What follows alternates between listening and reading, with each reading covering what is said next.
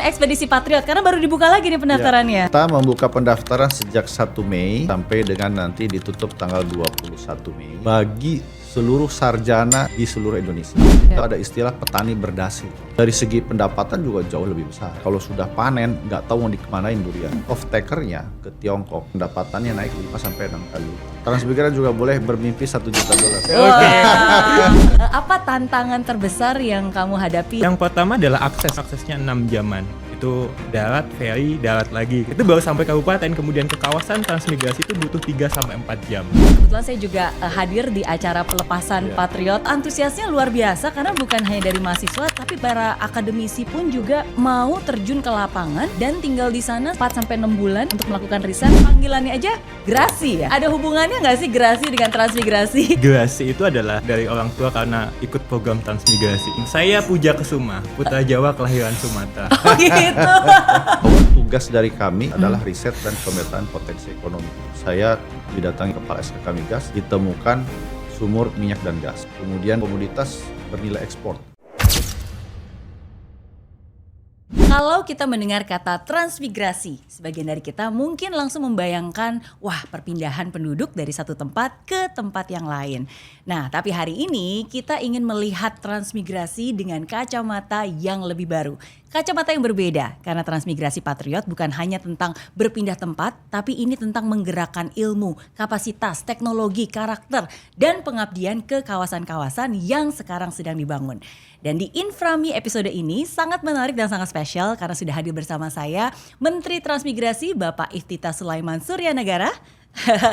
Yes, yang akan menjelaskan arah besar kebijakannya nanti seperti apa. Dan juga ada Pak Grasianto, akademisi dari Institut Teknologi 10 November yang juga memiliki cerita yang sangat unik.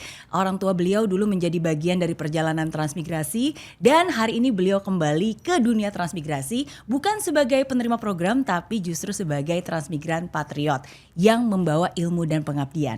Jadi menarik sekali pembahasan hari ini. Jadi langsung aja kita bahas ke Pak Menteri dulu, oke? Transmigrasi Patriot.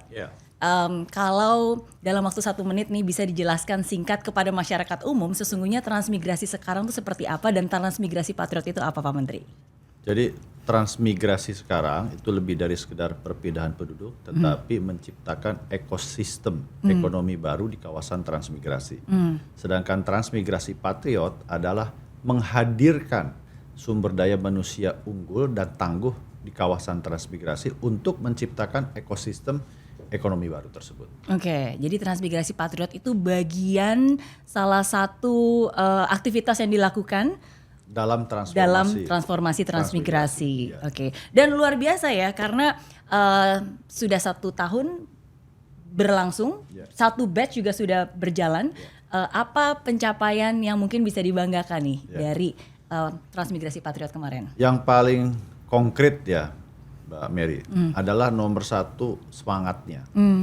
Jadi masyarakat yang telah didatangi oleh kurang lebih 2.000 transmigran patriot yang kami sebar di 154 kawasan transmigrasi itu merasakan senang. Negara hadir bersama mereka. Karena selama ini ketika mereka misalkan ditempatkan, diberikan bibit, terus kemudian mereka tidak tahu ini bibit mau diapain. Terus kalau nanti ada hama seperti apa. Terus nanti kalau sudah panen mau dikemanakan. Mereka mendapatkan kebingungan-kebingungan. Di samping itu juga memang kita harus akui di masa yang lalu kita fokusnya hanya memindahkan penduduk saja. Tapi tidak membangun kawasannya, tidak membangun infrastruktur dasarnya. Bahkan saya mendapatkan cerita-cerita yang sangat heroik tahun 1980-an. Ya, ini mereka diberangkatkan misalkan contoh cerita dari Pak Ketut Kari ya yang transmigran di Bahari Tomini Raya di Sulawesi Tengah. Itu berangkat ke sana menggunakan kapal laut, kapal angkatan perang, angkatan laut. Sampai di sana terus kemudian di Bajo, Pelabuhan Bajo diangkut dengan gerobak, ditarik dengan sapi selama 20 km. Kemudian tiba di Parigi Motong. Setelah itu tinggal di barak penampungan selama 4-5 bulan. Nah, kenapa? Karena rumahnya belum siap. Nah, baru setelah 4-5 bulan baru dipindahkan ke rumah yang terbuat dari kayu, tipe 36, kemudian alasnya itu tanah. Bahkan di alasnya tanah itu masih ada bonggol atau tanggulnya pohon-pohon yang belum selesai dibersihkan. Sehingga mereka, kata Pak Ketut, harus motong-motongin supaya itunya tidak mengganggu rumah mereka begitu. Apa namanya, tanggulnya itu tidak mengganggu gitu. Nah ini kan luar biasa di masa yang lalu. Nah kalau misalkan dilakukan sekarang, rasa-rasanya hampir nggak ada yang mau. Tidak mungkin. Betul. Betul. Nah oleh karena itu sekarang fokusnya kami, strateginya adalah ada gula, ada semut. Iya, gimana tuh jadi? Jadi analoginya, alih-alih kami memindahkan semut, ini sekarang kita bagaimana mencetak gula di kawasan transmigrasi. Sehingga kami juga belajar ya, dari misalkan dunia pertambangan. Kok mereka mau ya tinggal di satu kawasan yang terpencil gitu, bahkan di tengah laut. Karena ada sesuatu hal yang bisa mereka kembangkan sebagai satu potensi ekonomi. Nah jadi sekarang nih alih-alih kita hanya memindahkan semut, kita mencetak gulanya supaya nanti semutnya datang. Berdatangan dengan bahkan sendirinya. Kalau konteks efisiensi anggaran, ini paling efisien nih kalau kita cetak gula, nanti transmigran datang sendiri.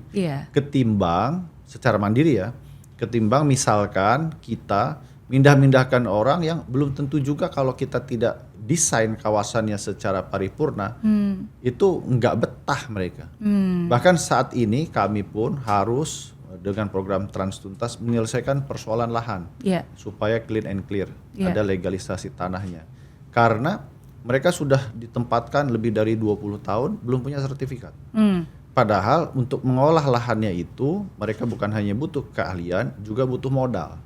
Nah kalau misalkan mereka punya sertifikat, itu mereka bisa diagunkan ke bank untuk mendapatkan modal. Nah, jadi itulah hal-hal yang sekarang terjadi di lapangan. Jadi ini salah satu yang saya selalu salut dengan Pak Menteri Iftita, ini sangat visioner gitu. Makanya untuk membuat transmigrasi ini berbeda dengan transmigrasi sebelumnya kan butuh grand design. Dan untuk bisa punya grand design berarti harus tahu nih sesungguhnya seperti apa idealnya, mau seperti apa, terus abis itu ya di reverse engineer gitu. Jadi salah satu hal yang tadi bukan hanya secara visi ya, tapi benar-benar dilakukan. Dan kebetulan saya juga hadir di acara pelepasan Patriot yang pertama waktu itu di Balai Kartini, dan itu antusiasnya luar biasa karena bukan hanya dari mahasiswa tapi para akademisi pun juga, rektor-rektor pun juga guru besar mau terjun ke lapangan dan tinggal di sana selama 4-6 bulan untuk melakukan riset dan kembali ke sini supaya ini bisa menjadi hasil yang baik lah untuk bisa melakukan pembangunan. Saya tambah Miss Mary, bahwa tugas dari kami sesuai dengan anggaran yang kami berikan kepada tim ekspedisi Patriot adalah riset dan pemetaan potensi ekonomi. Agar apa? Agar tadi bagaimana kita mengembangkan gulanya tadi. Tidak melulu hanya tanah untuk pertanian. Contohnya misalkan barusan minggu lalu saya didatangi oleh Kepala SKK Migas di Kalimantan Timur, di kawasan transmigrasi Samboja ditemukan sumur minyak dan gas. Ya, itu jadi tidak hanya kembali lagi pertanian. Di beberapa tempat seperti Kalimantan Selatan dan di Aceh Besar itu ada batu bara. Kemudian lagi perkebunan seperti sawit, gula misalnya. Kemudian lagi komoditas bernilai ekspor seperti durian, kelapa, kopi, coklat, termasuk laut. Dan tadi saya barusan dari Sesko AL, saya menyampaikan ini angkatan laut supaya manfaatnya bisa dirasakan harus saling memberdayakan dengan masyarakat maritim agar kekuatan maritim itu bukan hanya dijaga oleh angkatan laut tapi oleh masyarakat pesisir, oleh ekosistem masyarakat maritim. Karena kita ini kan 2/3 wilayah Indonesia itu lautan. Nah, laut itu bukan pemisah, justru pemersatu. Nah, itu bagaimana supaya masyarakat maritim itu pro dengan kita, itu adalah mereka harus mendapatkan satu kesejahteraan dari 2/3 luas lautan itu. Bapak Presiden kan sudah menekankan beberapa kali ingin membangun desa nelayan dan sebagainya, itu juga bagian daripada itu. Nah, ternyata walaupun tadi anggarannya untuk riset, ternyata walaupun juga kegiatan batch pertama sudah selesai di bulan Desember, mereka banyak yang kembali lagi. Dengan inisiatif dan biaya sendiri. Betul, termasuk ITS juga ikut kembali lagi ke beberapa kawasan transmigrasi ada yang membangun sarana air bersih, ada yang jembatan, jalan, terus kemudian kelembagaan ekonomi. Ini jadi kami dari Kementerian Transmigrasi dan kita sebagai pemerintah tuh mendapatkan bonusnya. Justru dari ketika misalkan mereka melakukan pemetaan masalah, terus kemudian mereka mengatakan ini harus dilakukan. Mereka tidak bisa lagi menunggu anggaran turun dari Kementerian Transmigrasi. Bahkan mereka mengupayakan satu anggaran gitu dari CSR, kemudian dari juga donasi untuk bisa membantu kesulitan rakyat. Oke, luar biasa ya. Jadi ini memang inisial awal yang akhirnya menggerakkan semua orang, semua stakeholder untuk untuk akhirnya ya melanjutkan itu karena mereka melihat manfaatnya langsung nyata, khususnya di kawasan transmigrasi. Ya, dan hari ini menarik banget nih karena khusus dihadirkan bukan hanya Menteri Transmigrasi, tapi juga seseorang yang sangat dekat dengan dunia transmigrasi. Bahkan tadi panggilannya aja Grasi ya. Ini ada hubungannya nggak sih Grasi dengan transmigrasi? Ceritain dong. Iya, sebenarnya memang Grasi itu adalah sebagai nama kenang-kenangan dari orang tua karena ikut program transmigrasi ini. Oke, jadi orang tua dulu berarti termasuk yang tahun 80-an Tahun itu? 83. Tahun 83. Ya, Pelita 3 dulu Pak, zamannya Pak Soeharto. Oke. Dari mana pindah ke mana waktu itu? Dari Kabupaten Banjarnegara, Jawa Tengah ke Bengkulu, Oke. Kabupaten Mukomuko. Jadi orang tua pindah ke sana, waktu itu kamu belum lahir? Belum, saya Puja Kesuma, putra Jawa kelahiran Sumatera. Oh gitu. Oke. Di Bengkulu ada satu yang cukup berhasil juga. Apa? Selain beliau, Gubernur Bali, Pak Made Mangkupastika. Itu juga anak transmigrasi? Betul, ke Bengkulu.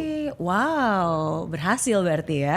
Oke, berarti kamu lahir di Bengkulu. Betul, lahir. Jadi benar-benar anak transmigrasi nih. Jadi kalau ditanya memang ya asli Bengkulu, transmigrasi gitu. Kalau ditanya meskipun secara suku adalah suku Jawa, orang tua Jawa, tapi ketika ditanya ya dari Bengkulu gitu, transmigrasi dari Bengkulu. Oke, berarti situasinya waktu kecil ingat nggak sih apakah seperti yang Pak Menteri gambarkan tuh? Berarti kan zaman dulu masih sepi, masih kosong, mungkin rumahnya belum terlalu terbangun, masih berbeda lah dengan kota Bengkulu seperti sekarang. Iya, jadi ikut program TEP ini memang secara tidak langsung itu flashback ke zaman 30 tahun yang lalu gitu ya, saat masih kecil. Jadi secara infrastruktur masih terhambat, kemudian layanan dasar juga masih terbatas ya. Quite challenging lah saat itu memang untuk program hidup di transmigrasi saat itu. Oke, tapi apa yang paling berkesan dan paling diingat? Bagaimana seorang anak transmigran di kawasan yang pada saat itu termasuk belum terdevelop ya, tapi akhirnya bisa menjadi seperti yang sekarang ini dan bahkan sekarang membantu transmigrasi versi baru. Iya, jadi yang mungkin bisa di highlight adalah kita menjadi memiliki resilience tinggi sih, daya juang yang tinggi gitu. Jadi biasa kita hidup challenging, struggle gitu, kemudian kita mendapat kendala tentu itu tidak mudah patah semangat sebenarnya. Itu yang mungkin pelajaran yang sangat berharga setelah ikut program transmigrasi. Resilience dan tangguh ya. Tangguh, betul. Oke. Tapi saya pengen tahu kalau boleh spill dikit ya, karena menarik nih. Karena kan mungkin banyak orang juga selalu berpikir, wah anak transmigrasi dalam arti mungkin berada di kawasan daerah yang mungkin belum terdevelop dibandingkan kota-kota besar lainnya. Kadang-kadang mereka selalu berpikir, wah nanti masa depannya jadi lebih suram, lebih lambat dibandingkan orang-orang di kota. Tapi kan ini salah satu bukti nyata yang justru sebaliknya. Kalau saya lihat yang sudah dilakukan oleh Grasi ini bukan hanya keliling Indonesia loh, sebenarnya keliling dunia kan, ke Singapura, ke Jepang, ke Paris gitu. Jadi kalau kamu bisa cerita sedikit, menurut kamu apa titik baliknya kenapa seorang anak transmigran yang berada di kota yang mungkin belum terdevelop akhirnya malah bisa memiliki masa depan yang luar biasa? Menurut saya kuncinya adalah pendidikan sih, Kak. Jadi memang pendidikan itu merubah segalanya. Kemudian saya berpikir bahwa kemiskinan itu kan tidak, atau keterbelakangan tidak identik dengan kebodohan ya. Jadi itu yang mungkin menjadi semangat kita untuk kamu berasal dari daerah mungkin terpelosok tapi tidak dengan pendidikannya. Jadi memang pendidikan yang memang menjadi titik balik dan keberhasilan gitu adalah pendidikan sih menurut saya. Oke. Dan pada saat itu berarti apakah sudah ada akses pendidikan di kota tempat? Kalau SD SMP memang di sekitar sana sudah ada sih. Sudah ada, kemudian tapi memang jarak tempuhnya yang lama, kemudian medannya yang cukup menantang seperti itu, betul. Oke. Tapi SMA-nya di mana waktu itu? Iya. SMA-nya saya sudah di kota Pak, merantau di kota. Merantau. Iya. Jadi ngekos di kota. Ngekos betul. di Rata-rata begitu. Pamade gitu. Pangku Pastika juga begitu. Iya. Jadi katanya SD, SMP di kawasan transmigrasi, Betul. begitu SMA-nya merantau ke Merantau. kota. Oke. Dari situlah mendapatkan kesempatan yang lebih baik lah. Iya, karena di kota itu kan sekolah-sekolah unggul ada di kota Iya. yang mempunyai fasilitas baik. Jadi untuk bisa mendapatkan nanti pendidikan yang baik, ya memang kita harus merantau ke kota seperti itu. Jadi Oke. Miss Mary, sebenarnya sekarang ini kan kami dengan 10 kampus mitra itu sedang melakukan exercise untuk kelak pada saatnya nanti kita juga akan membangun kampus Patriot di kawasan-kawasan transmigrasi. Oke. Nah, ide ini dapatkan dari mana? Itu dari beberapa kasus kejadian, gitu, termasuk tadi sampaikan Mas Grasi kan, bahwa kita ingin mendekatkan kampus itu dengan laboratorium lapangannya. Jadi nanti kelak, kalau sekarang kan seperti Mas Grasi, mencari pendidikan yang lebih baik, akhirnya keserap balik lagi ke Jawa. Iya. Menikah terus tinggal di Jawa, kan begitu. Iya. Nah, ini kita inginkan justru kita sebar kampus-kampus itu dengan standar yang bagus, yang nasional. Tapi nanti misalkan kalau ada orang yang mau ke ITS dari Bengkulu tidak perlu lagi ke Surabaya. Oke. Nah, nanti kita akan buka di kawasan-kawasan transmigrasi di Bengkulu misalkan. Yang cocok nanti kalau misalkan di sana seperti di Pulau Enggano, kelautannya dan sebagainya. Saya pernah ke sana waktu itu. Nah, jadi pendekatannya itu, dan saya juga melihat bahwa industri pendidikan itu merupakan gula yang paling efektif dan efisien untuk kita buka di kawasan-kawasan transmigrasi. Iya. Dan ini juga satu hal yang saya salut ya, karena ketika saya melihat grand design-nya, Pak Mentrans ini bukan hanya melihat ada potensi ekonomi dan ada pembangunan di sana, tapi juga ekosistemnya. Jadi bukan hanya rumahnya dibangun, cara mereka juga bisa menghasilkan income, tapi juga ada universitasnya. Bahkan kalau bisa bukan hanya universitas biasa-biasa, kalau bisa universitas yang terbaik yang dibangun di situ. Sehingga itu kan menjadi gula yang membuat banyak semut-semut di luar akhirnya datang ke tempat itu juga untuk menimba ilmu. Kan sekarang contoh misalkan di universitas-universitas yang ada di Jawa, secara lokal itu kan mungkin kan ada keterbatasan tempat, sehingga juga mengakibatkan keterbatasan untuk seatnya. Nah, dengan adanya kampus-kampus dalam tanda petik satelit begitu, itu kan memberi kesempatan yang lebih luas. Bahkan untuk program-program afirmasi, mereka tidak perlu datang ke Jawa, mereka tinggal di sana. Bahkan bisa menyedot yang dari Jawa itu datang ke sana. Jadi kita bikin aja standar yang tinggi yang di Jawa, misalkan nilai 8 ke atas lah gitu. Nanti yang 7 boleh di sana. Ada semacam sedikit kompensasi bahwa kehadiran mereka mau datang ke sana saja, ke Bengkulu, ke Sulawesi, ke Maluku, itu sudah nilai tambah kan. Iya. Nah, ini menarik. Aku pengen balik lagi ke Grasi ya. Kan kamu akhirnya kuliahnya di? Saya S1-nya di Bengkulu, S2, S3-nya dapat beasiswa di Jepang. Wah, berarti bisa bahasa Jepang dong. Sedikit. Kalau di transmigrasi ada bahasa Jepangnya nggak sih? Nggak ada, itu khusus unik khas Indonesia ya. Oke, nah tapi kan dari Jepang, tapi akhirnya kembali ke Indonesia dan sekarang juga profesor di ITS. Dosen di ITS. Dan bukan hanya dosen di ITS, tapi mau ikut program transmigrasi Patriot dan turun ke lapangan. Apa yang membuat kamu ingin pertama balik ke Indonesia? Sekarang bukan hanya balik ke Indonesia tinggal di Jawa, tapi juga mau turun ke lapangan.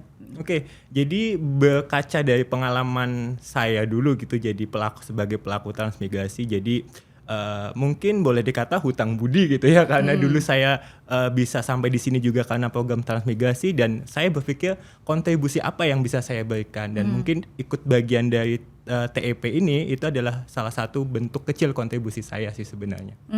Oke, TEP itu singkatan dari Tim Ekspedisi Patriot. Nah, Tim Ekspedisi Patriot ya, biar semua netizen juga tahu.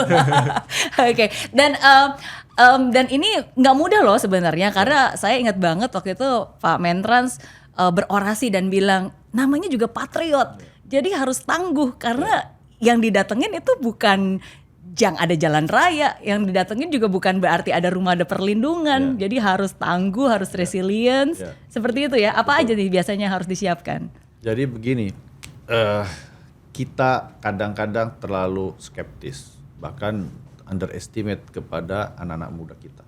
Oh, anak-anak muda sekarang kurang tangguh, kurang ini dan kurang itu. Ternyata melalui program Tim Ekspedisi Patriot tahun lalu yang juga menyertakan mahasiswa, di luar dugaan, di luar ekspektasi. Iya, betul. Oke. Ya. Jadi bukan hanya saja mereka tangguh di dalam menghadapi situasi medan, bahkan mereka memberikan segalanya untuk hadir di tengah-tengah masyarakat yang memang sangat membutuhkan. Bahkan saya dapat surat dari Gubernur Bengkulu, menulis surat kepada Menteri Transmigrasi, terima kasih banyak atas kehadiran para patriot ini. Kenapa? Mereka di sana betul-betul mingle. Mereka kan juga sebetulnya, ini kan masyarakat kita ini yang tadi beberapa banyak kawasan transmigrasi cukup terbelakang dalam konteks pendidikan. Iya. Nah, lalu mereka kan mencari role model. Nah, Tim Ekspedisi Patriot yang sudah dididik dengan baik ini di kampus-kampus terbaik, ketika mereka hadir, mereka kan melihat inspirasi, melihat harapan. Jadi inilah yang sebetulnya ingin kita gali, bahwa ternyata juga kita memiliki potensi yang besar, harapan yang tinggi, bonus demografi ini. Tinggal kita salurkan anak-anak muda ini ke tempat-tempat yang betul-betul bisa memberikan dampak besar. Dan sebetulnya yang paling dicari oleh anak-anak muda ini kan adalah sebetulnya saya sudah belajar, lalu bagaimana supaya saya berdampak, bagaimana saya supaya bermanfaat. Nah, kita yang harus menyalurkan sehingga optimisme itu ada. Gitu. Oke, jadi bukan hanya belajar di kelas, tapi turun ke lapangan dan menjadi salah satu cara untuk mereka mengabdi. Betul, ini saya kan pernah kuliah di IPB, Institut Pertanian Bogor, yang berevolusi, sering saya diledek oleh teman-teman, menjadi Institut Perbankan Bogor. Karena banyak yang nggak jadi petani. Lari ke bank. Lari ke bank. Tapi itu bukan joke juga, karena kakak saya lulusan IPB juga kerja di bank. Oke. Mulai dari Bank Niaga, terus kemudian sekarang di Bank Indonesia. Oke. Nah, saya melihat bahwa waktu saya ke Sulawesi Tengah, saya bertemu dengan mahasiswa IPB, dia sangat excited menceritakan bahwa Pak, baru kali ini saya terima kasih dengan program ini. Kenapa? Baru kali ini saya merasa bangga sebagai mahasiswa HAMA IPB. Kenapa? Karena waktu itu bertemu dengan masyarakat yang kesulitan karena HAMA, terus kemudian dia mempraktekkan ilmunya dan ternyata berhasil. Ternyata berhasil. Jadi tidak bisa dibayar itu kesenangan dia ikut bisa membantu masyarakat. Nah, dia pikir, katanya setelah selesai dari IPB ini saya juga masih gelap Pak, mau jadi apa. Tapi setelah ternyata ilmunya itu ada gunanya, maka itu cukup menginspirasi dia gitu, untuk melangkah ke selanjutnya. Begitu juga di tempat-tempat lain, seperti saya di Sulawesi Tenggara, itu dia menunjukkan, Pak, ini buah naga yang sebelum kami bimbing, beratnya sekitar 0,5 kilogram begitu. Nah, satu lagi 2,5 kilogram, besar sekali dan rasanya lebih manis. Ini hasil setelah bimbingan kami Pak. Jadi betul-betul berdampak langsung di masyarakat. Jadi kalau ada yang bilang, wah anak muda zaman sekarang nggak ada yang mau jadi petani, mungkin mereka nggak mau karena mereka nggak tahu. Tapi ketika mereka sudah sungguh-sungguh melihat bagaimana ilmu yang mereka pelajari di universitas sungguh-sungguh bisa diterapkan dan ada manfaatnya, dan langsung masyarakat di sana kan langsung bisa merasakan hasilnya. Dan disitulah mungkin mereka sungguh-sungguh merasa bahwa kehadiran saya tuh berdampak. Dan itu yang menjadi salah satu yang membuat anak muda ingin melakukan sesuatu kan, bukan hanya income aja tapi kan impactnya juga. Tapi juga dari konteks paradigma. Itu paradigma berpikirnya seringkali kan terhadap petani itu kaum yang tertindas, teraniaya, kerjanya keras, tapi uangnya sedikit. Ya kan? Nah, kalau sekarang kan sebetulnya masyarakat kita juga dengan banyak informasi di media sosial seperti di YouTube begitu, menggunakan mekanisasi, itu ada istilah petani berdasi. Petani berdasi. Ibaratnya dia menanam sesuatu, tapi ada bantuan teknologi, ada bantuan modal, organisirnya lebih besar, off takernya lebih jelas, dari segi pendapatan juga jauh lebih besar. Oke. Ini seperti contoh di Sulawesi Tengah yang sering saya ceritakan. Iya. Di masa lalu itu harga durian di Parigi Motong itu satu butirnya sekitar 5.000 sampai 6.000 saja. Bahkan Pak Gubernurnya cerita kalau sudah panen nggak tahu mau dikemanain durian. Ada istilah kalau bisa dipakai sepak bola dipakai sepak bola. Ya kan?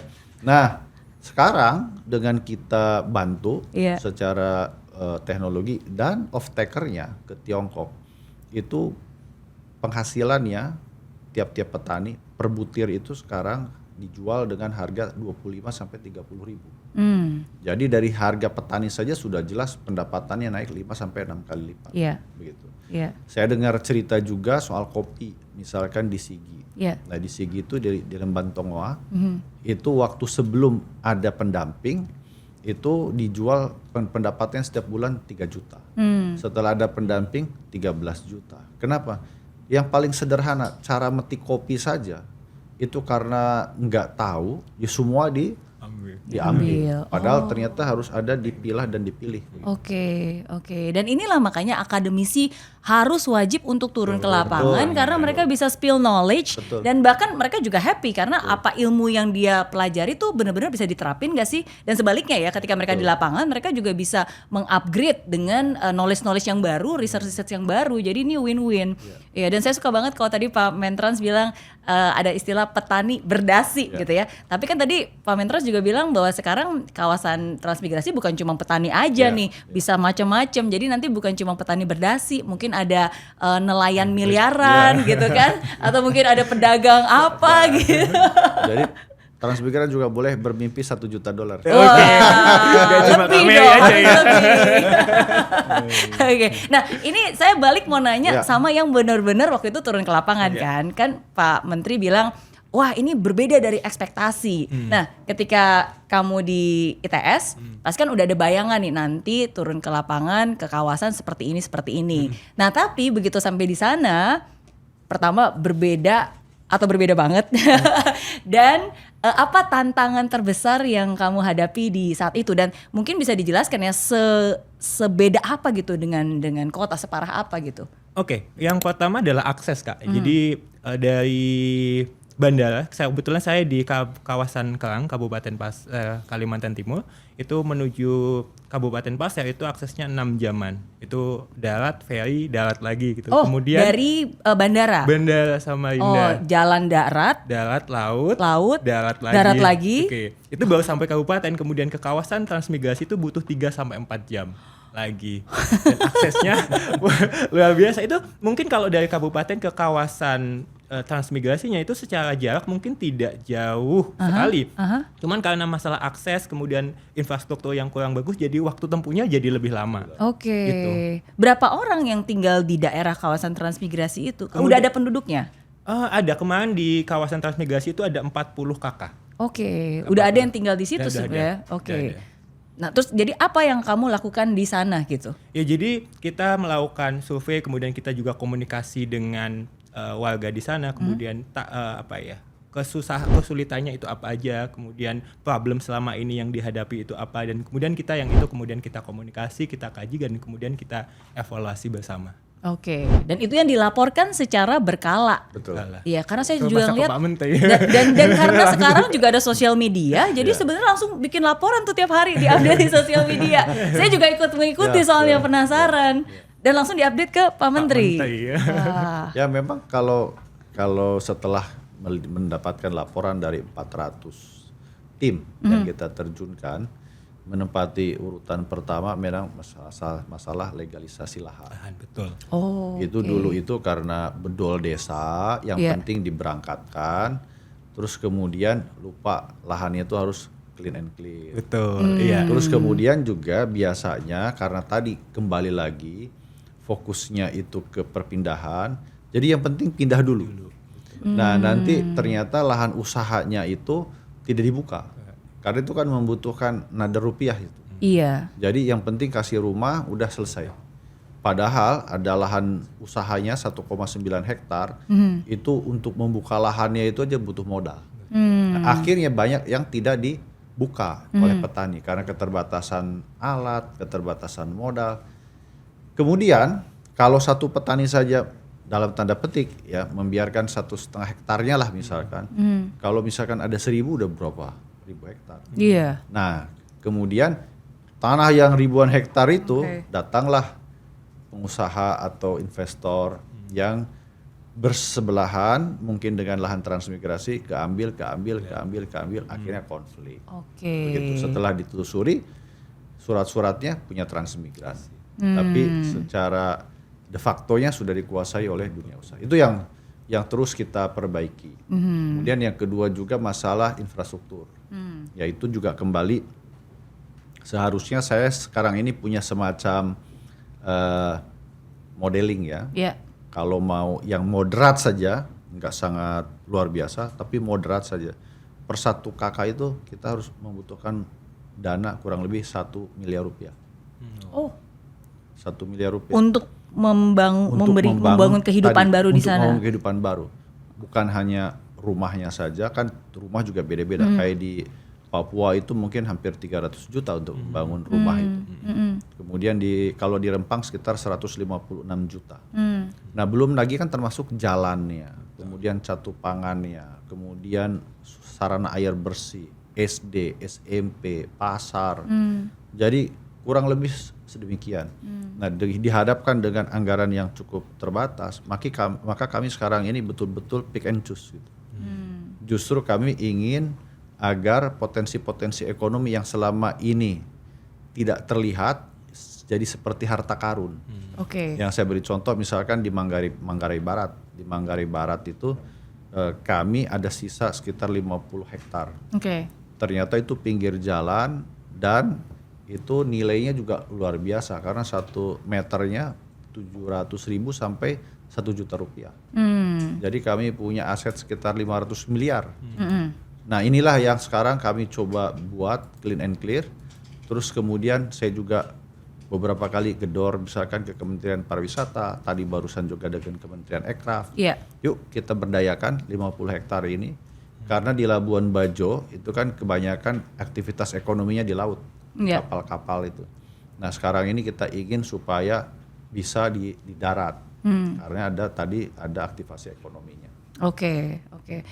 Dari 400 hasil FS yang sudah diterima, pra-FS. pra-FS ya. Berarti bagaimana caranya hasil riset ini bisa jadi sumber investasi atau mungkin bisa benar-benar berdampak gitu untuk yang kedepannya.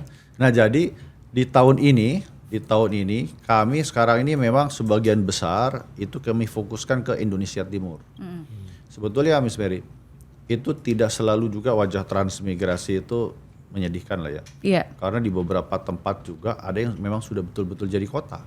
Seperti IKN, itu kan kawasan transmigrasi Sepaku. Jadi itu itu juga dulu Sepaku di situ. Jadi sebetulnya sekarang sudah jadi kota. Sekarang yang sedang kami bangun di Papua Selatan misalkan, itu di Salor, itu sekarang ibu kota provinsi Papua Selatan. Betul-betul dari nol, dari hamparan tanah gitu. Sekarang sedang dibangun untuk kantor gubernurnya, kemudian dan yang lain-lainnya. Nah, oleh karena itu di tahun ini kami ingin bantu masyarakat kita yang ada di Indonesia Timur, khususnya di Maluku, Sulawesi, kemudian di Papua. Kami menerjunkan sekitar 1.400 sekian, 408 para patriot. Kemudian di beberapa titik, ya ada sekitar 53 kawasan transmigrasi yang pra-FS tadi, itu nanti kan kami jadikan FS. Yang ready to offer kepada para investor. Ya, karena kita ingin misalkan kalau lahannya clean and clear, kan kami kekuatannya saya pernah nyampaikan ke Mbak Mary kan, kami kekuatannya itu 2, lahan dan transmigran sebagai tenaga kerja. Kekurangan kami pengetahuan dan teknologi, modal dan off-taker. Nah ini yang kita akan kawinkan dengan dunia kampus dan dunia usaha. Nah, jadi larinya ke situ. Nah sementara ada juga yang lainnya, sekarang ini titik beratnya tidak diriset lagi, tahap kedua ini titik beratnya adalah di pengabdian masyarakatnya. Makanya kami sekarang ini exercise dengan para sarjana. Kalau kemarin kita masih melibatkan mahasiswa, sekarang kami exercise-nya dengan sarjana. Agar apa? Agar betul-betul aplikatif dan implementatif. Jadi misalkan di Papua kita harus bantu apa sih kekayaan Papua yang tetap menjaga lingkungan, tidak merusak lingkungan, Ya. tetapi mereka bisa mendapatkan satu kesejahteraan yang baik dari potensi ekonomi yang ada gitu. Oke. Jadi kehadirannya lebih terasa. Sampai dengan saya sampaikan, nanti kita bagi tugas tiap-tiap patriot itu yang paling sederhana apa, misalkan tadi sampaikan oleh Mas Grasi, pendidikan. Ya. Nah, kita ingin ada sekolah-sekolah yang kosong, tidak ada gurunya, nanti patriot ngisi. Oh. Saya pernah ke IFI Mahat di Papua Selatan, Iya. itu 6 lokal, gurunya cuma 2. Iya. Nah, jadi ini yang nanti akan kita isi gitu. Iya. Kemudian kalau yang gurunya sudah ada, kita bisa bikin sekolah sore. Misalkan untuk latihan bahasa Inggris, ya kan? Iya. Saya pernah lihat di YouTube Iya. ada tim ekspedisi patriot dari Unpad itu kalau tidak salah, Pak, Iya. dari Jawa pokoknya ya. Bicara dalam bahasa Jawa halus dan pokoknya bisa gitu. Iya. Nah, ini jadi ini juga menarik bahwa ternyata pendidikan tuh penetrasinya sangat universal. Benar. Jadi tim ekspedisi Patriot ini sekali kirim tuh satu tim berapa orang? Kayak kamu tuh berapa orang berarti? Saya sudah dalam satu timnya ada 4 orang. Berempat. 4 mahasiswa. Oke. 5 dengan ketua. 5 dengan ketua. 5 dengan ketua. Dan Iya. memang seperti itu ya, kira-kira 4 sampai 5 5. per satu tim Iya, ya. betul. Oke, dari pengalaman kamu di sana berapa bulan berarti kamu di lokasi itu? 4 bulan sekitar. 4 bulan ya. Iya. Dan di tempat itu terus ya berarti Enggak, ya? jadi kita ada momen kita kembali dulu ke ITS, kemudian nanti kita kembali lagi ke lokasi gitu. Jadi Oke. mobile sifatnya. Oke, berarti kalau dalam waktu 4 bulan itu berapa kali bolak-balik? Sekitar kurang lebih 6 kali kurang lebih. Oke, lumayan ya. Iya. Karena mungkin untuk bisa melaporkan Iya. dan ya supaya bisa ada. Kenapa harus bolak-balik sesering itu? Kalau anggotanya saya rasa tetap Anggota ya. stay di sana, yang kembali Hanya yang adalah dosen. dosen Oh, ketuanya. oke. Hanya riset. Karena kan Oke. karena kemarin itu riset, Iya. kita butuh yang S3 dan guru besar. Oke. Nah, untuk yang S3 dan guru besar punya kewajiban pendidikan. Oke. Jadi mereka kita berikan fleksibilitas. Tapi kalau anggotanya itu Ya, stay di sana Oke. selama 6 bulan. Ya kalau gitu make sense berarti. Kalau enggak jalan-jalan. Iya. Habis di 4 jalan bulan ya. dong kalau habis di jalan gitu. Oke, berarti hanya ketuanya aja Ketua kan yang memang mobile. dosen. Memang ada kewajiban Ada kampus. kewajiban gitu. kampus. Betul. Oke, setuju kalau itu masuk akal. Iya. Nah, berarti selama 4 bulan di situ, menurut kamu apa saja sih skill yang dibutuhkan, yang dimiliki? Karena kan ketika kalian bersosialisasi dengan masyarakat di sana, tentu saja niatnya kita baik. Tapi kan setiap masyarakat kan pasti mungkin punya cara menerima yang berbeda, cara komunikasi yang berbeda, dan tantangan di lapangan juga pasti berbeda. Betul. Nah, semoga ini bisa menjadi bekal juga nih untuk batch yang berikutnya, Ya. para tim ekspedisi Patriot yang nanti juga akan mendaftar dan juga nanti akan diseleksi. Jadi Ya. kalau menurut kamu apa saja skill yang dibutuhkan untuk menjadi seorang tim ekspedisi Patriot? Kalau menurut saya sih adaptable. Jadi Adaptable. kadang banyak kondisi yang mungkin tidak sesuai dengan ekspektasi kita atau harapan kita. Jadi itu yang harus kita mudah beradaptasi Iya. dengan kondisi yang ada, dengan tantangan yang ada, itu yang mungkin skill utama sih. Contohnya apa yang berbeda dengan ekspektasi kamu? Ya karena misalkan kita datang ke sana, kemudian harapannya kita bisa, tadi seperti Kak Mary sampaikan, kita bisa berkomunikasi dengan baik dengan warga sekitar, tapi ternyata belum tentu kita bisa deliver apa yang kita mau dengan baik gitu ya. Jadinya memang kita harus mencari cara gimana supaya apa yang kita sampaikan itu deliver ke para transmigran di sana gitu. Kemudian Oke. mereka mau diajak berkomunikasi dengan kita. Itu yang kita harus inovatif gitu, dan harus adaptable dengan kondisi yang ada gitu. Mereka mungkin juga terpengaruh kan tingkat pendidikan. iya. Penerimaan itu kan contoh ya, makanya saya sampaikan untuk mengembangkan daerah itu ya memang pendidikan itu kunci. Betul. Ini saya beri contoh, misalkan kalau ada suara ya tek tek tek tek tek tek tek tek tek tek, itu kalau kita nggak dengan ilmu kita taunya itu annoying, Iya. padahal itu Morse. Iya. Ada informasinya.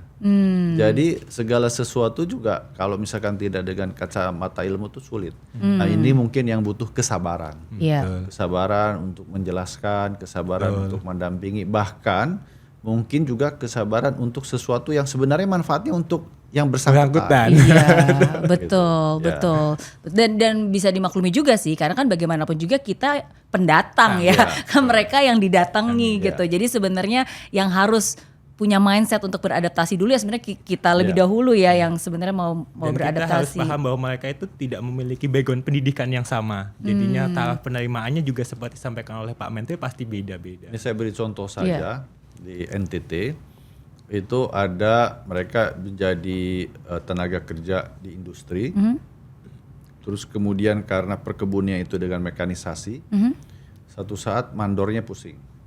Kenapa? Karena traktornya ada di sungai. Hah? Ya. Jadi dia tahunya mau membersihkan traktor itu Ada di bawah seperti sungai. kerbau atau kerbau begitu dibersihkan di sungai. Wow. Jadi ini salah satu contoh. Memang harus detail, memang Iya, harus iya, betul-betul. iya. Kalau saya dulu tentara itu namanya mangkisi mangkidu katanya itu. Ya, jadi ilmunya itu monyet melihat, monyet melakukan. Jadi harus dikasih contoh. Iya. Jadi, dulu waktu saya di tentara begitu namanya ilmu katon lah. Iya. Jadi harus betul-betul diperlihatkan, kemudian diberi contoh yang real, bukan hanya sekedar teori. Begitu.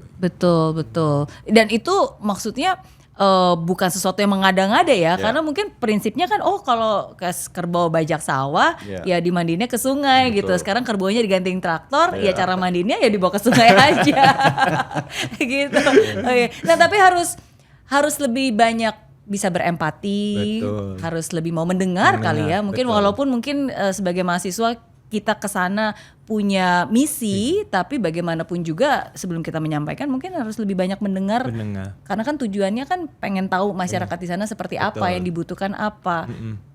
Dan harus banyak bersabar. Betul sekali. Berarti ini penting banget nih Pak Menteri, karena kan hal-hal seperti ini yang justru dibutuhkan oleh anak-anak muda zaman sekarang, bukan cuma pintar aja kan, tapi harus punya empati, harus punya kepemimpinan, harus adapt, harus agile gitu. Iya, karena saya selalu terinspirasi sama Pak Menteri nih. Pak Menteri selalu bilang yang namanya kecerdasan tuh sekarang Indonesia nggak hanya butuh orang cerdas, karena orang cerdas dan pintar banyak. Betul. Iya kan? Memang kita kalau dilihat dari statistik pun, makin kesini kan makin banyak dokter, makin banyak orang-orang pintar lah begitu. Tapi kalau kita mendefinisikan pintar dalam konteks selalu terus belajar, karena makin kita banyak belajar, makin kita merasa bodoh. Iya. Ya kan? Iya. Nah, kemudian yang kedua adalah bagaimana kepintaran secara teori itu bisa berdampak untuk masyarakat. Jadi kalau ada istilah dulu ada Mahatma Gandhi mengatakan, jangan jadikan kepalamu menjadi perpustakaan, tapi amalkanlah ilmu yang kamu miliki begitu. Nah, ini juga dengan semangat yang sama, kita berharap bahwa ilmu yang mereka miliki itu bisa bermanfaat. Kan sebetulnya kalau kita masuk ke sekolah dan belajar itu kan kita menuntut ilmu. Iya. Bukan mau cari ranking sebetulnya. Ya kan? Benar, harusnya. Dari yang tidak bisa menjadi bisa. Iya. Jadi harusnya kan seperti itu. Iya. Ini kan karena kita semangat kompetisi dan sebagainya, kita selalu bahasanya itu puas dengan ranking dan nilai yang ada di lembar kertas. Iya. Padahal seharusnya ini harus diuji di lapangannya, apakah mampu menjawab persoalan-persoalan yang ada di masyarakat. Oke, dan sekarang ada wadahnya untuk bisa melakukan semua itu, untuk bisa berdampak ya kan. Dan wadahnya adalah melalui TEP 2026. Betul. Tim Ekspedisi Patriot, karena baru dibuka lagi nih pendaftarannya. Benar ya? Mungkin bisa dijelasin nih Pak Menteri. Jadi kita membuka pendaftaran sejak 1 Mei sampai dengan nanti ditutup tanggal 21 Mei. Nah, kita menggandeng 10 kampus mitra utama.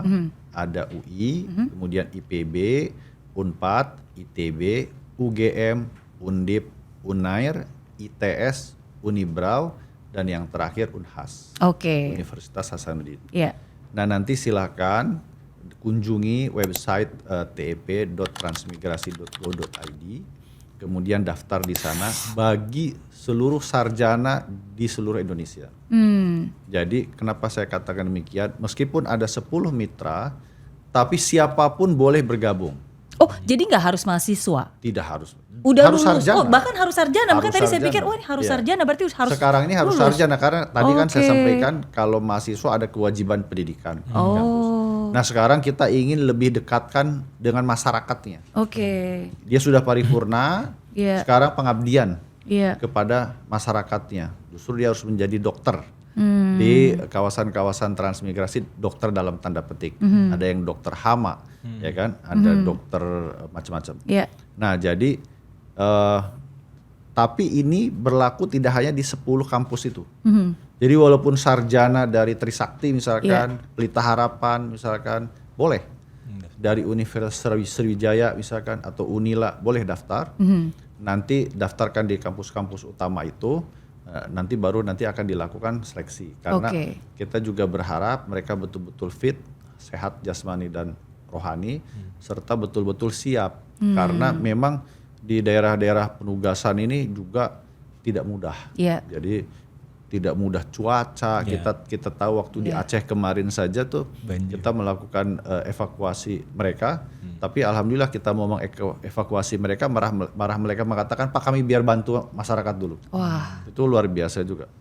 Dan kita taunya adanya bencana itu dari tim ekspedisi Justru Patriot dari itu. mereka. Justru dari mereka. Dan alhamdulillah kami dari Kementerian Transmigrasi adalah yang pertama datang di Bener Meriah mewakili Bapak Presiden, dan kemudian atas arahan Bapak Presiden kita membawa bahan-bahan logistik masuk ke Bener Meriah. Iya. Oke, berarti ini salah satu yang berbeda dari TEP yang sebelumnya, batch yang pertama, berarti ini harus sarjana. Betul. Oke, terus dan diseleksi berarti ya. Betul. Oke, berarti etis dari kesehatan dan seterusnya. Apakah mereka bisa memilih atau request preference-nya mereka itu ada di memilih kampus kota mana? utamanya akan ikut yang mana, tapi untuk tempatnya, nah inilah kenapa dinamakan Patriot, siap ditugaskan di mana saja.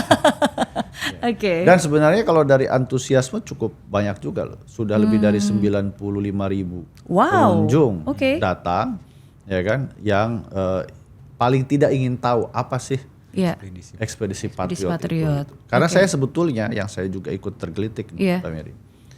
Kita berharap kawasan-kawasan transmigrasi itu nanti kelak menjadi laboratorium lapangan bagi para akademisi. Kita kan tahu bahwa Bapak Presiden ingin dari Indonesia nanti ada peraih Nobel.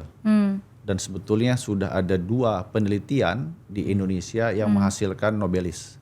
Sayangnya Nobelisnya bukan dari Indonesia. Tapi laboratoriumnya itu ada di Indonesia. Ya, satu tentang vitamin. Yang kedua tentang SDN Press. Nah, itu kan laboratoriumnya di Indonesia. Ya. Tetapi yang ingin kita harapkan nanti ke depan betul-betul nanti misalkan contoh ya, bagaimana penanggulangan malaria di Papua. Itu juga bisa jadi laboratorium yang betul-betul nanti kita bisa mengurangi dampak dari penyakit malaria itu. Jadi tidak hanya masalah ekonomi saja nih, tapi masalah sosial juga. Iya, berarti dari 95.000 yang sudah mengunjungi dan membaca dan ada punya ketertarikan, nanti yang dibutuhkan itu ada berapa ribu? 1.458. 1.458. Oke. Apakah akan ada pemetaan? Jadi contohnya misalnya, kebetulan dia kebetulan dia sarjana kayak tadi bidang pertanian hama. Terus berarti lebih cocok sebenarnya di daerah seperti ini nih tentu gitu. Nanti itu kan yang akan menentukan sebenarnya dari kampus-kampus. Jadi kampus-kampus itu nanti submit output atau submit apa yang akan diteliti dan akan dilakukan pengabdian. Mengajukan proposal kepada Kementerian Transmigrasi, begitu kita approve, nanti mereka sendiri yang akan memilih timnya berdasarkan yang sudah mendaftar. Oke. Gimana? Akan ikut lagi nggak nih yang kedua?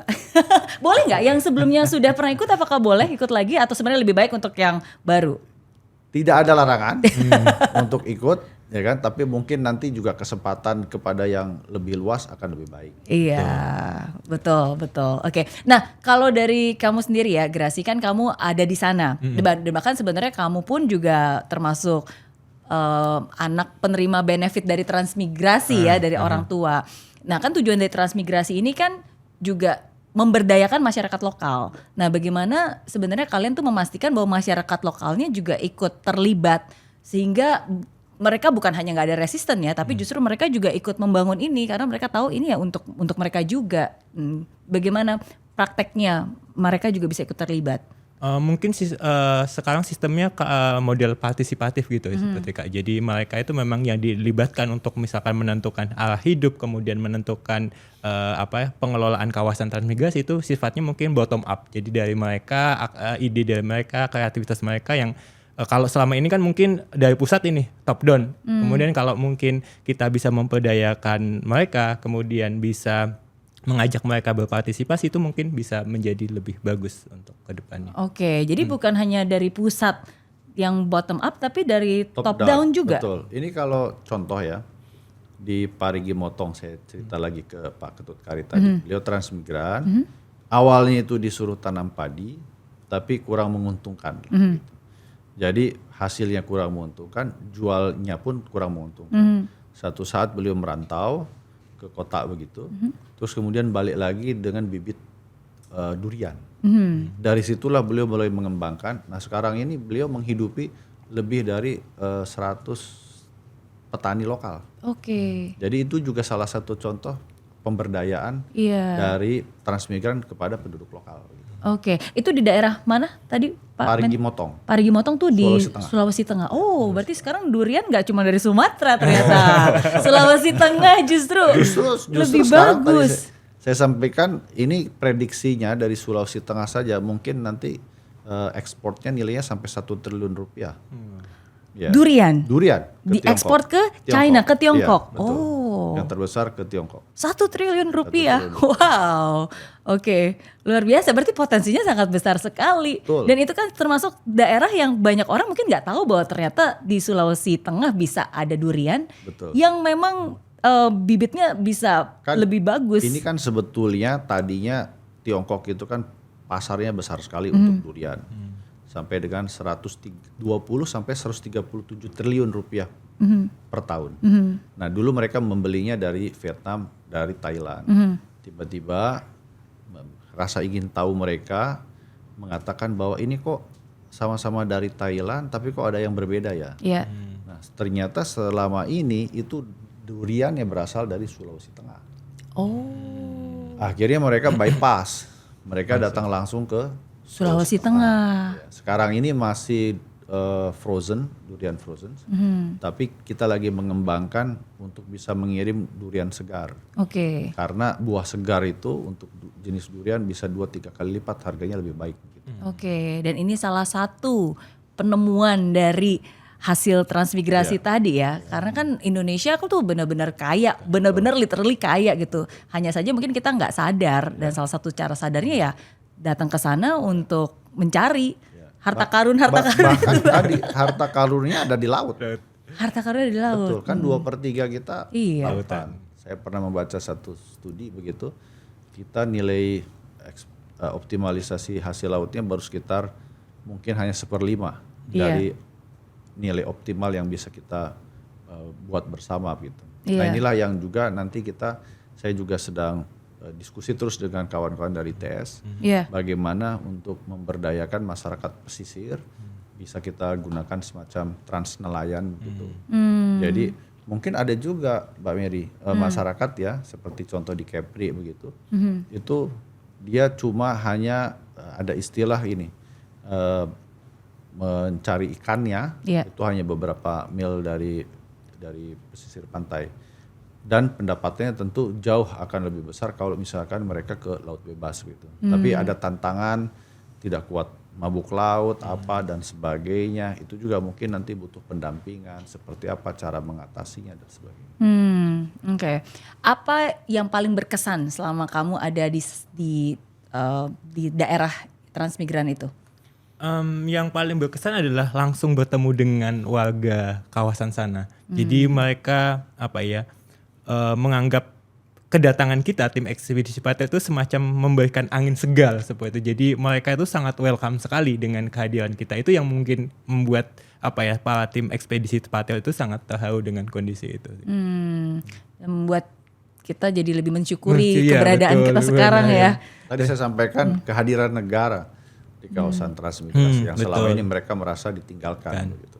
Oke, berarti kalau misalnya ada beberapa titik-titik transmigrasi yang bisa dinilai sukses, itu apa saja contohnya? di titik mana aja nih yang saat ini? Yang sekarang atau yang dulu? Yang sekarang. Yang sekarang. Oh, yang sekarang belum berarti ya? Jadi Baru maksudnya potensi. kalau sekarang ini kan semua ongoing. Iya. Saya pernah ada Pak Yulianus transmigran di Poso. Saya tanya, Pak Yulianus, betah tidak di transmigrasi? Betah, Pak. Bagaimana kemajuan sekarang? Jauh sekali, Pak. Dengan pertama waktu beliau ditempatkan tahun 2009. Jadi memang nggak bisa sesaat begitu. Oke. Jadi harus butuh bertahap. Oke. Nah ini mungkin yang saya sampaikan tadi, Ya. bahwa proyek yang kita sekarang sedang kembangkan pertumbuhan ekonominya ada di 154 kawasan. Sementara total sebetulnya 619 kawasan. Oke. Nah 619 kawasan itu termasuk tadi kalau ditanya transmigrasi yang sukses sekarang di mana? IKN. Oke, Ya kan? itu Sudah jadi termasuk kota, ya. sudah jadi ibu kota negara kan Iya, gitu. iya. Atau misalkan di beberapa tempat seperti Mamuju. Iya. Ya kayak yang dulunya itu orang mengaksesnya itu tidak ada bandara. Iya. Itu harus dari Hasanuddin tuh, harus dari Sulawesi Selatan. Iya. Karena Mamuju dulu bagian dari Sulawesi Selatan. Iya. Nah sekarang provinsi baru. Iya. Itu akibat dari pembentukan adanya kegiatan transmigrasi. Bahkan salah satu transmigran di Sulawesi Barat itu sekarang alhamdulillah sudah menjadi wakil menteri. Oh. Ya, Wow. Bu, ya, Siapa? wakil menteri pariwisata. Oh. Bu Nilu. Bu Nilu. Betul. Oke. Itu juga adalah putra dari transmigran. Nah, jadi kita juga melihat Iya. bahwa sebetulnya yang bisa kita solve sebetulnya banyak. Iya. Ada pembentukan kecamatan baru, Iya. kabupaten baru, ribuan desa itu lahir akibat dari program transmigrasi. Berkembang seperti ini. Idealnya butuh berapa lama menurut Pak Menteri? 15 tahun. 15 tahun ya. Memang kita sekarang sedang akselerasi. Akselerasi. Contoh yang kalau saya sering bawa itu adalah ke Rempang. Kenapa saya sampaikan dibawa ke Rempang? Di sana bisa ada akselerasi. Kalau nanti insya Allah masyarakatnya guyub untuk hidup dalam satu satuan permukiman transmigrasi, Iya. kita juga bisa nanti manfaatkan lahannya itu untuk kawasan industri Iya. yang bermanfaat juga untuk masyarakat lokal. Iya. Tidak meniadakan masyarakat lokal. Iya. Justru masyarakat lokal tidak perlu harus meninggalkan lokasi atau Lokasi tempatnya itu. itu. Oke, kalau biasanya mungkin butuh 15 tahun, kalau diakselerasi kira-kira percepatannya jadi bisa berapa tahun?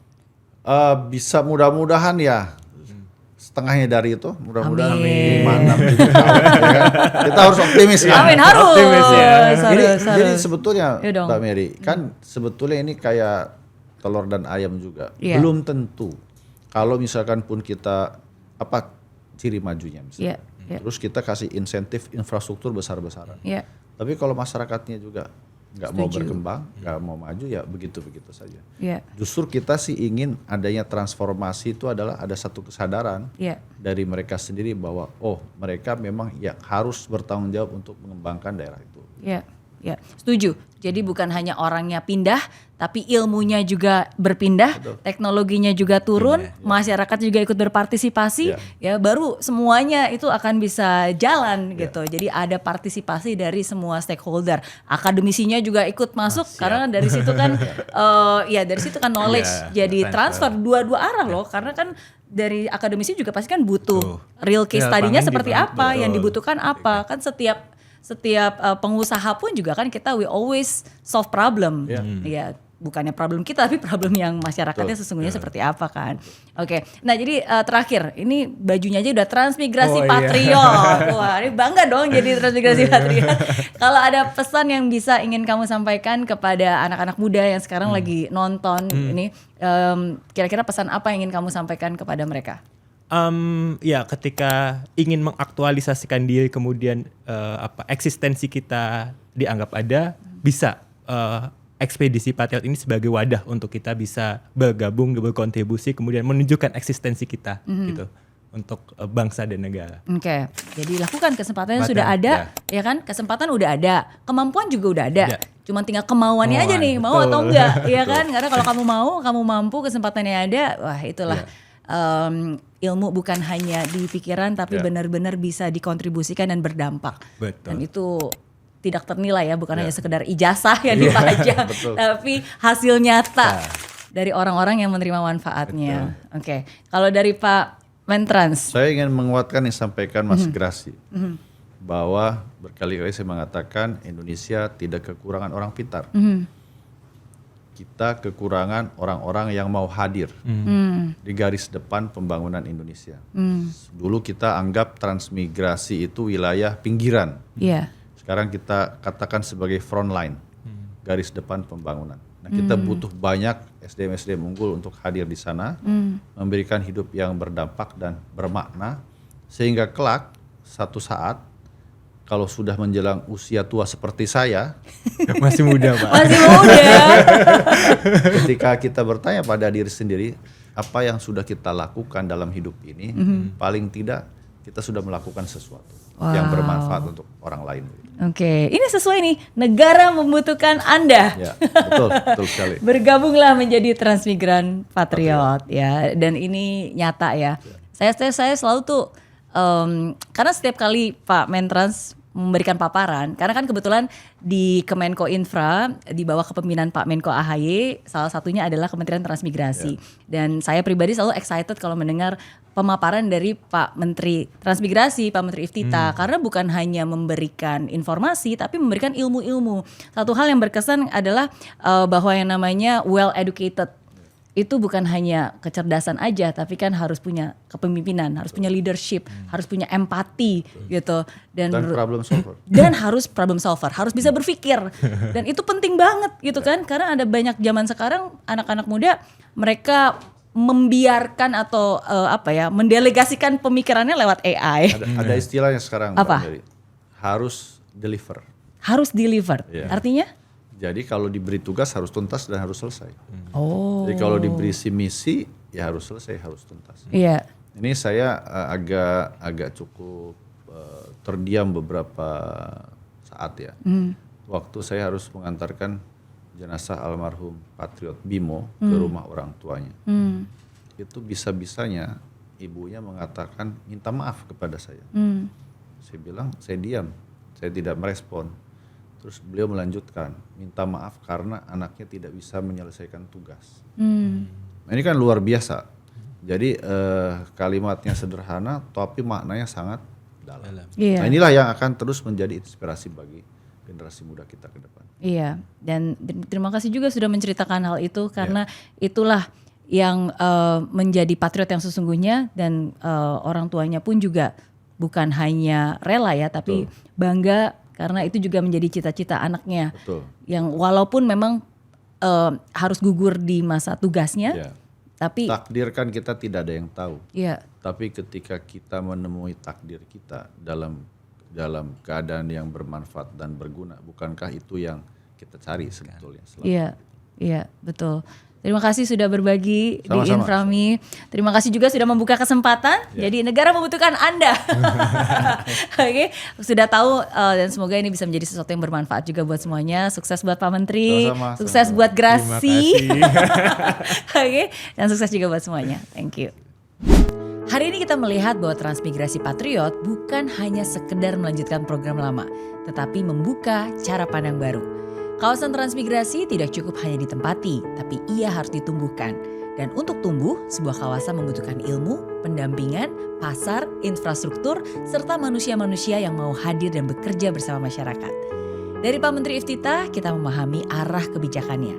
Dari Grasianto, kita melihat bukti hidupnya, anak transmigran yang kembali membawa ilmu untuk mengabdi.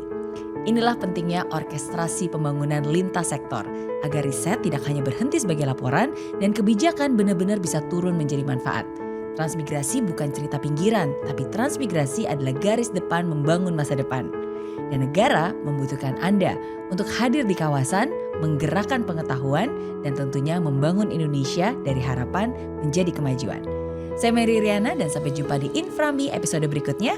Dream big, work hard, and never give up. Indonesia pasti bisa.